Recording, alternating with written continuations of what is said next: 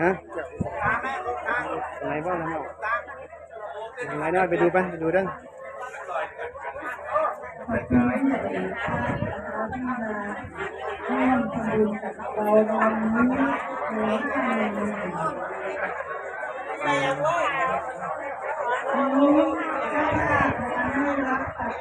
รับแต่ความสุขที่ท่านให้น้องเราส่งมาให้ทุกคนค่ะ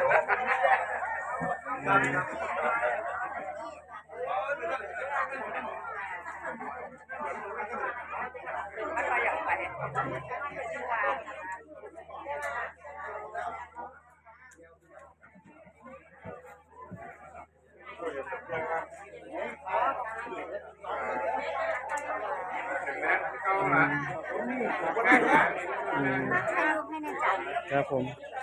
ดูอย่างไรเนาะเอาถ่ายดูถือกล้องนี้ยศถือถ่ายดูเอาไปถ่ายนะโอเคครับไปครับเดี๋ยวถ่ายน้องกันเนี่ยเดี๋ยว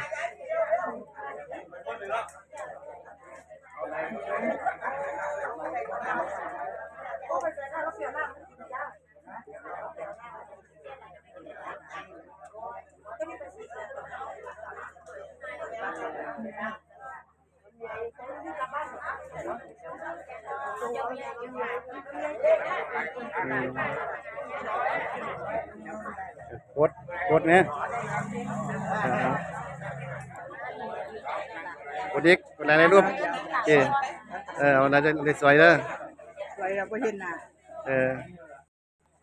กดไปหลายรูปรถนะเอาไลน์กว่างทำดูเอาไลน์อันนี้มันไลน์ตั้งเอาไลน์กว่างน้ำไลน์กว่างจะภาพมันจะกว้างกดคือถ่ายเนี่ยคือการถ่ายรูปเนี่ยนั่นแหละนั่นแหละเข้ามาถ่าย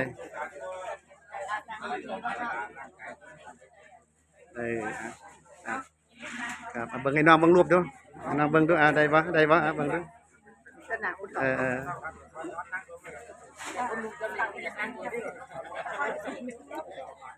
ครับผม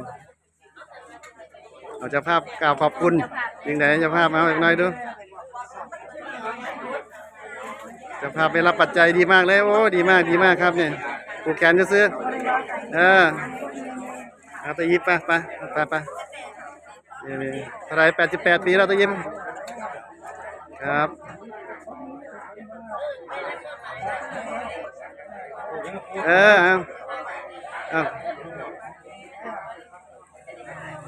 คุณครูมายุราเอาเขาศพไงดู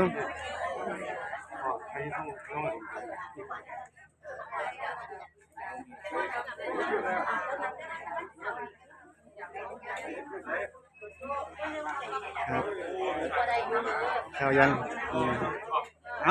เป็นยังไงเนี่ยฮะมาถ่ายถูกจัดท่าทุกเขาอ่ะบอกว่าถ่ายทำดอกนี่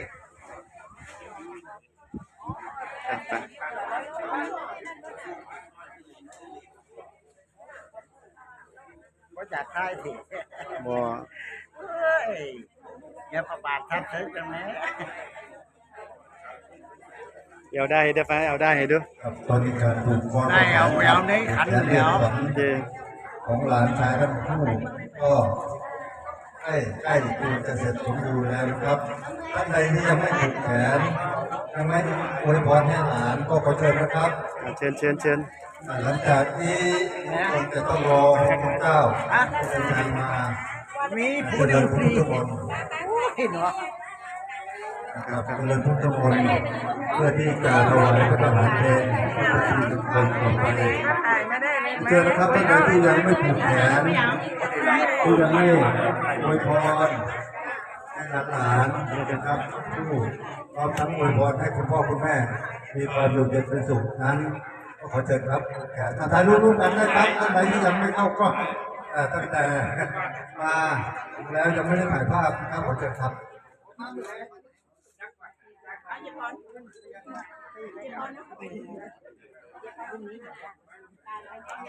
เจ้าฟังนี่ไทยเดี๋ยวพอตีเฝ้ามายูหันก่อนยูหันก่อนเจ้ากดตัวนี้ นี่ครับเดี๋ยวประเด็นเดี๋ยว